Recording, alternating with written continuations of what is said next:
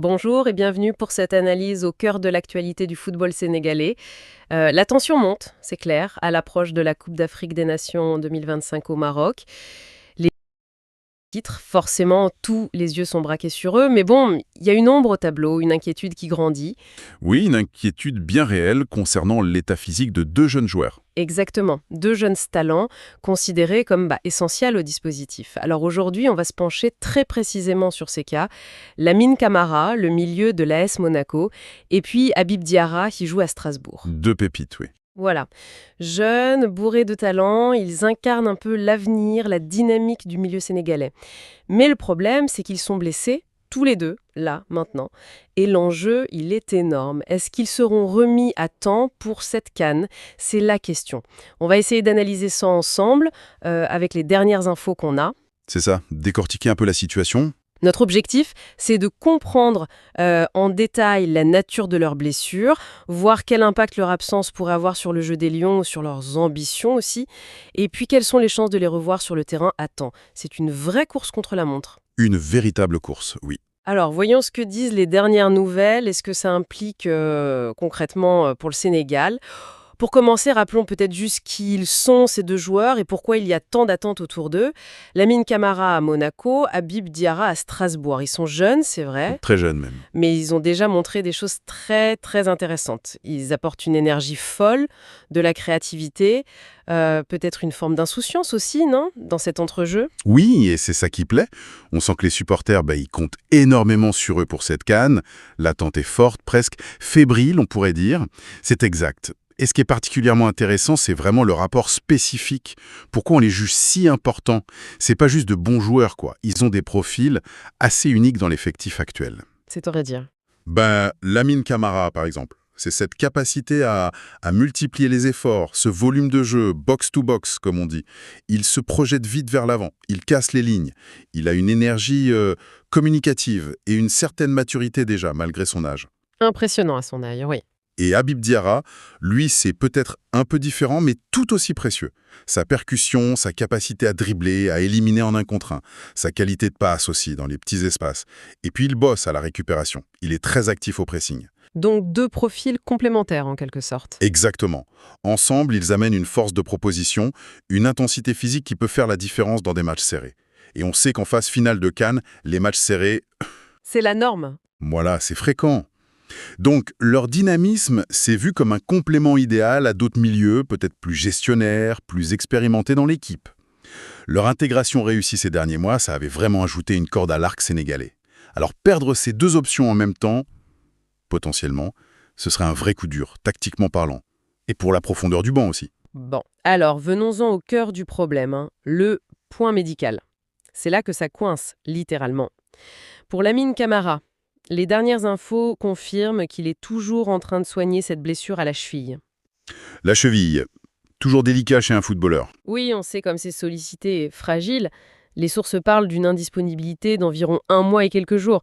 C'est une estimation, bien sûr, mais si ça se confirme, ça le mettrait juste limite pour être prêt pour le début de la CAN. C'est ce qu'on appelle une fenêtre d'espoir, mais elle est étroite, Très étroite. Un mois et quelques, ça nous amène vraiment tout près de l'échéance. Et puis, une blessure à la cheville, ça peut être plein de choses, une entorse, des ligaments touchés, une contusion. La nature exacte, ça conditionne beaucoup la guérison, la solidité après. Donc le timing est hyper serré. Et il ne s'agit pas seulement d'être apte médicalement. Non, il faut être en pleine forme. Voilà, il faut être en pleine possession de ses moyens, avoir retrouvé le rythme. Et ça, après plusieurs semaines d'arrêt, c'est jamais gagné d'avance. Absolument. Et c'est là qu'on voit la prudence des staffs, que ce soit en club ou en sélection. Le risque principal avec une reprise un peu juste, surtout sur la cheville, c'est la rechute. La catastrophe. Une rechute en pleine canne, ce serait terrible. Donc l'optimisme est là, mais il est très mesuré. On veut y croire, bien sûr, mais on prépare aussi le joueur pour une récupération complète sans brûler les étapes. Le discours officiel, c'est priorité à la santé du joueur sur le long terme. Logique. Et pour Habib Diarra, sa situation, elle semble un peu différente, non? D'après ce qu'on lit. Oui, un peu plus. encourageante peut-être sur le papier. On le décrit comme étant déjà en phase de récupération. Ça suggère que la blessure initiale, dont on ne connaît pas toujours la nature exacte d'ailleurs, les clubs communiquent pas toujours dessus, C'est souvent le cas. qui est derrière lui et qu'il travaille maintenant sur sa condition physique. Il suivrait un programme adapté, personnalisé.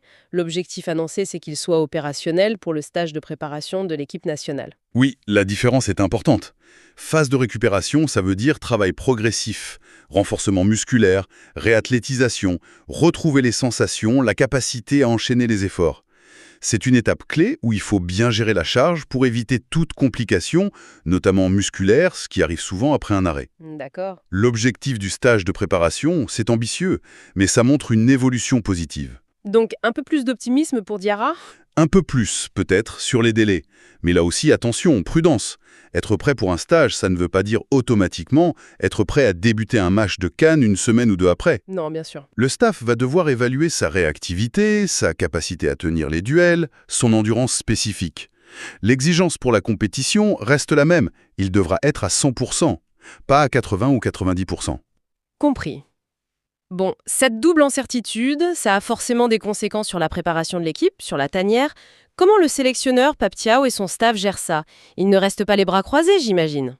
Ah non, certainement pas. Les sources disent bien qu'ils ont profité des derniers rassemblements, des matchs amicaux, pour tester d'autres options au milieu. C'est la logique même pour un entraîneur dans cette situation, il faut anticiper. Tester d'autres options, ça veut dire quoi concrètement? Donner plus de temps de jeu à des remplaçants, essayer d'autres systèmes? Ça peut être tout ça, oui. Donner du temps de jeu à des joueurs qui jouent moins d'habitude dans ce secteur, essayer des joueurs qui évoluent à d'autres postes mais qui peuvent dépanner au milieu, ou même, effectivement, tester des systèmes de jeu différents. Peut-être un milieu à 3, plus classique, moins basé sur la projection rapide comme peuvent l'offrir Camara et Diarra. D'accord. Mais alors, la question c'est, est-ce que ces alternatives ont convaincu? Est-ce qu'on a trouvé une solution de rechange fiable? C'est là que ça se complique un peu. Tester, c'est une chose. Trouver une solution qui compense vraiment l'apport uni de ces deux joueurs, c'en est une autre. Et les retours qu'on a sont assez clairs. Pour l'instant, personne n'a encore totalement remplacé leur énergie spécifique, leur volume de jeu, leur vision. Ah! Attention, ça ne veut pas dire que les autres milieux sénégalais ne sont pas bons, loin de là. Le Sénégal a un réservoir de talent incroyable au milieu. Oui, il y a du monde. Mais Camara et Diarra, ils apportent cette combinaison particulière, intensité physique dans les duels, capacité à couvrir beaucoup de terrain et cette faculté à créer le danger vite vers l'avant par la passe ou le dribble. C'est ce mélange-là qui est dur à répliquer. Un autre joueur apportera peut-être plus de maîtrise technique, un autre plus d'impact défensif pur. Mais cette polyvalence dynamique, cette verticalité, c'est un peu leur marque de fabrique. Je vois. Donc, si on regarde le tableau d'ensemble, leur retour est vu comme crucial. Pas seulement pour la qualité individuelle, mais surtout pour l'équilibre du groupe, comme le disent les observateurs. L'équilibre du groupe, c'est-à-dire la flexibilité tactique? C'est ça, la possibilité pour le sélectionneur d'adapter sa stratégie selon l'adversaire. Avec eux, il peut choisir un milieu très travailleur, très dynamique. Sans eux, il devra peut-être faire autrement, composer différemment, et ça pourrait rendre l'équipe un peu plus prévisible ou moins performante dans certaines phases de jeu clés, comme les transitions rapides ou le contre-pressing. On comprend mieux pourquoi leur présence est si souhaitée. Alors, quelles sont les perspectives réelles, là, à quelques semaines du tournoi? Quel est l'état d'esprit? Les sources décrivent bien l'ambiance. Pas de panique, mais beaucoup d'attente, c'est ça. Il n'y a pas d'affolement public du côté du staff ou de la fédération, on gère ça en interne. Mais en coulisses, on imagine que la tension est maximale. Chaque info médicale, chaque écho des entraînements en club est scruté de près. Les prochaines semaines sont décisives, vraiment. Cannes, surtout au Maroc, un pays voisin, c'est une vitrine énorme pour leur carrière.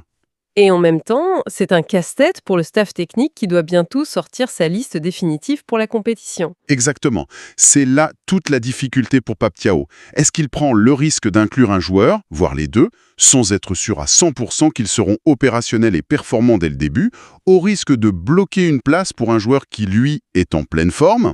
Dilemme. Ou alors, est-ce qu'il joue la sécurité, ne sélectionne que des joueurs dont la forme est garantie, quitte à se priver de deux talents qui peuvent faire basculer un match? C'est un choix terrible pour un sélectionneur. Quelle est la position officielle du coach, Léa? Ce qui remonte des médias, c'est une position logique et pleine d'espoir. La porte reste grande ouverte pour Camara et Diarra. S'ils sont jugés aptes par le médical et si leur niveau de forme est jugé satisfaisant lors des derniers tests ou du stage, ils auront leur chance. Ça montre qu'on veut les attendre jusqu'au bout, jusqu'au dernier moment possible. C'est une flexibilité qui est courante dans ces cas-là. Ça dépend beaucoup de l'importance des joueurs et des alternatives, en fait. Pour des joueurs comme eux, qui sont vus comme des titulaires potentiels ou des éléments très importants de la rotation, oui, c'est assez courant de leur laisser le maximum de temps. D'accord. Mais ça demande une gestion humaine très fine. Il faut aussi garder motivés les joueurs qui sont sur la sellette, ceux qui pourraient être appelés si les blessés ne sont pas prêts. C'est un vrai exercice d'équilibriste pour le coach et son staff, psychologiquement aussi. On imagine. Les observateurs utilisent un mot fort. Ils disent que leur retour serait une bénédiction pour le Sénégal. Ça montre bien l'importance qu'on leur accorde dans cette quête d'un nouveau titre. Partir défendre son titre, cette grande bataille continentale, avec toutes ses forces, notamment ces deux jeunes au milieu, ça renforcerait énormément la confiance et les options tactiques. Mais pour l'instant, le suspense reste entier. Les prochaines semaines vont être décisives. Camara et Habib Diarra, deux jeunes milieux très talentueux, blessés, mais engagés dans une vraie course contre la monte. L'espoir est là, surtout pour Diarra, qui est en phase de reprise. Un peu plus d'espoir pour Diarra, ouais. Tandis que pour Camara, le timing est vraiment très, très juste. Le staff médical et technique reste prudent. La priorité, c'est d'éviter la rechute. Absolument. Leur absence poserait un vrai défi tactique parce que leur profil, leur énergie, leur créativité sont difficiles à remplacer à l'identique. Ça pourrait affecter l'équilibre de l'équipe, donc les semaines à venir sont cruciales. Incertitude, mais espoir, c'est un peu ça. C'est une excellente synthèse de la situation, oui. Et peut-être que, au-delà du cas du Sénégal pour cette CAN, cette double blessure de jeunes joueurs clés, ça soulève une question un peu plus large, non? C'est-à-dire ? Est-ce que cette situation ne met pas en lumière la vulnérabilité d'une équipe, même une équipe aussi talentueuse et dense que le Sénégal, face aux pépins physiques qui touchent quelques joueurs spécifiques?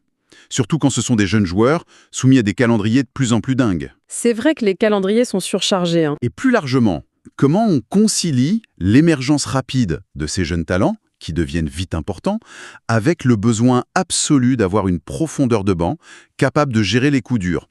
Parce que des coups durs, dans une compétition longue et exigeante comme la CAN, il y en a toujours.